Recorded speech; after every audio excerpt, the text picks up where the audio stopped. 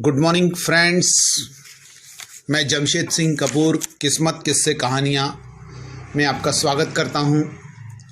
मैं हमेशा की तरह गुरुद्वारा महान गुरु नानक साहब गोल्फ लिंक साउथ दिल्ली में लंगर सेवा कर रहा था।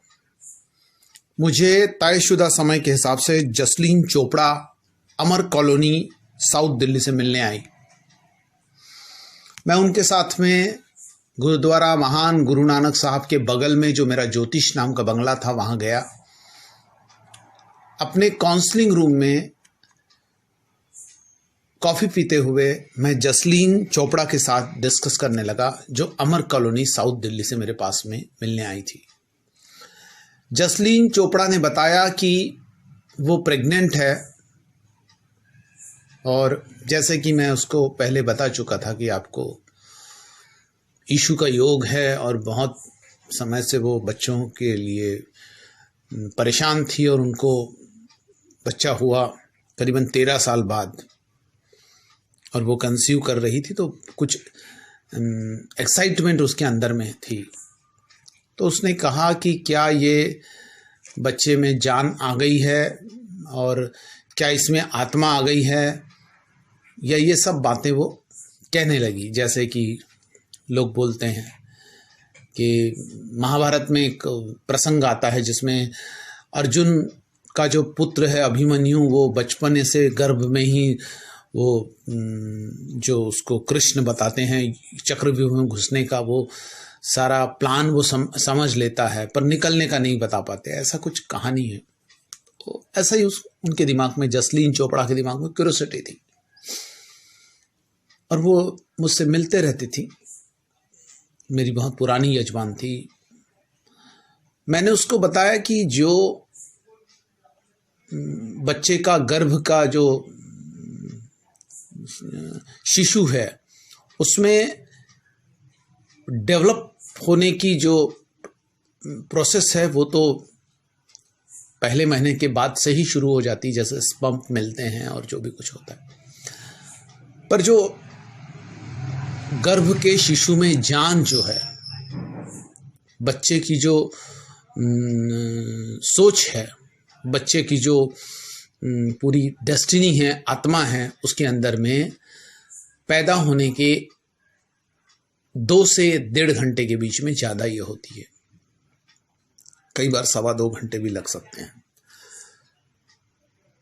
आपने भी कई बार नोट किया होगा कि कई प्रसंग फिल्मों में ये प्रसंग रहता है कि किसी तरफ जान छूटते रहती है और किसी तरफ जान आते रहती है। यानी कोई आदमी मरता है और उसके बाद में बच्चा पैदा होता है और वो चिल्लाना चालू करता है, इधर उसकी जान जाती है, फिर उसके कुछ समय बाद में साइलेंट होता है। फिल्म जो है उसमें मैं बता रहा हूँ। और उसके बाद में बच्चा पेट से बाहर आता है, फिर वही उस बुजुर्ग की आत्मा बच्चे के अंदर आई थी और फिर बच्चा बाहर आया। ये सब कहानी होती है। और कई बार ये भी देखा गया है, पुराने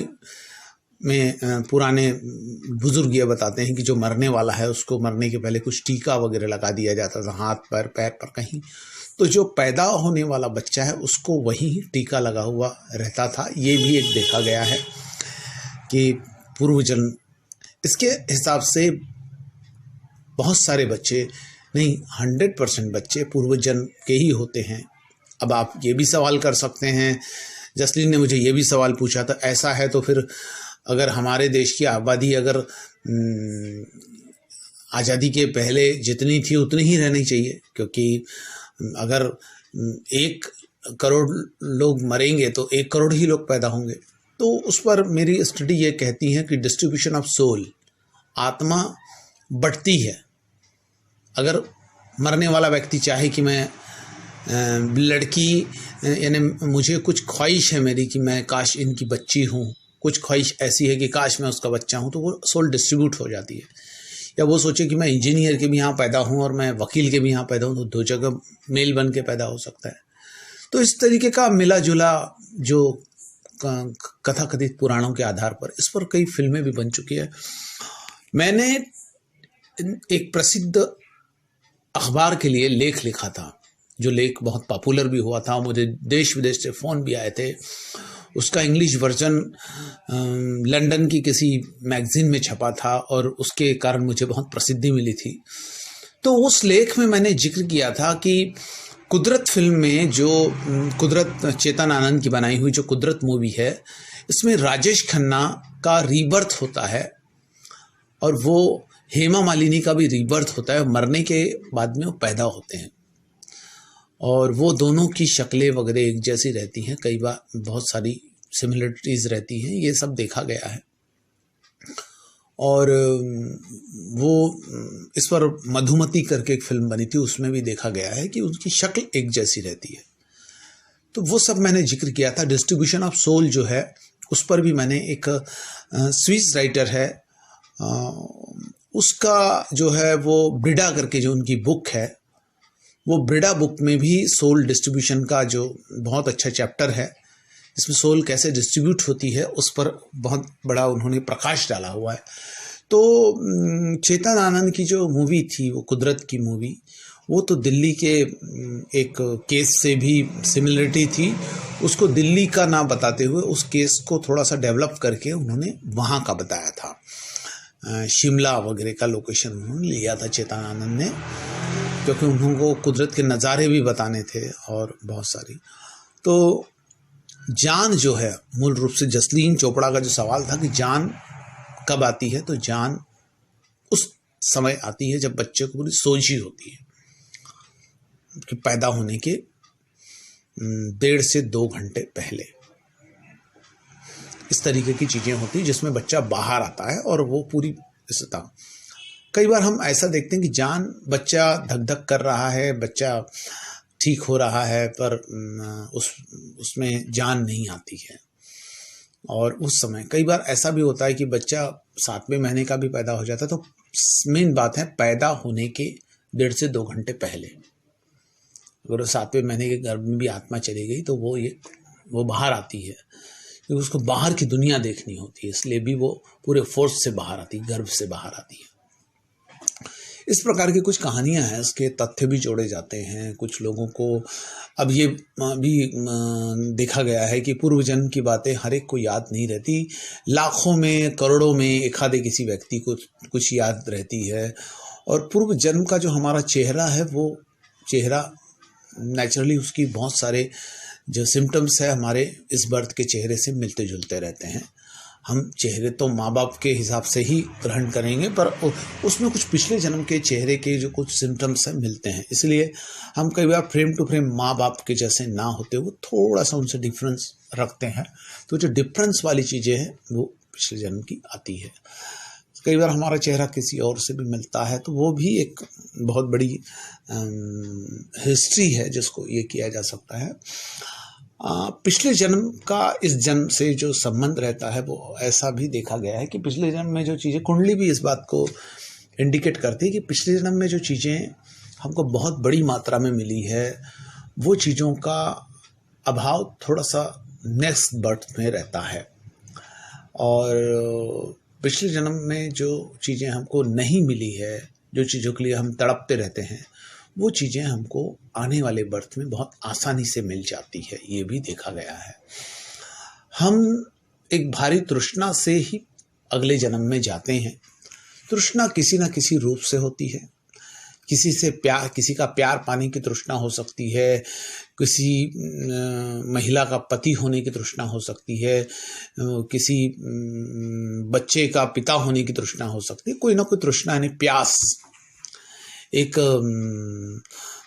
वो चाहत, वो भी हमको अगले जन्म में ये करती है और उसी के हिसाब से हम अगला जन्म लेते हैं।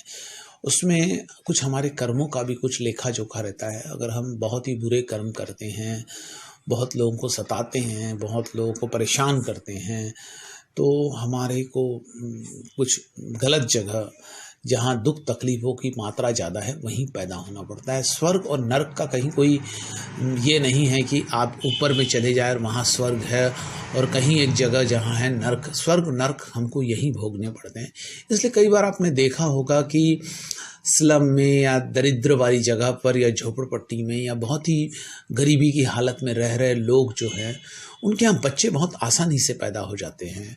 वो लोगों को बच्चों के लिए ज़्यादा कोशिश नहीं करनी पड़ती, क्योंकि बहुत सारे नारकीय जीवन जीने के लिए जो हैं, जो आत्माएं जिन्होंने बहुत पाप किए हैं, जिन्होंने लोगों को सताया है, ऐसे आत्माओं का जन्म नर्क में दुख तकलीफ वाली जगह में बहुत आसानी से हो जाता है, क्योंकि ऐसे लोगों की लंबी फेरहिस्त है।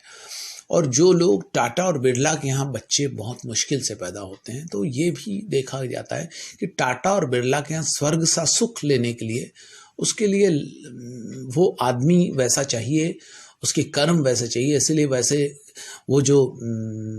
वैसे कर्म वाला व्यक्ति नहीं मिलता, वैसी कोई कर्म वाली आत्मा नहीं मिलती, तो उसको उस हिसाब से वहाँ जन्म नहीं होता।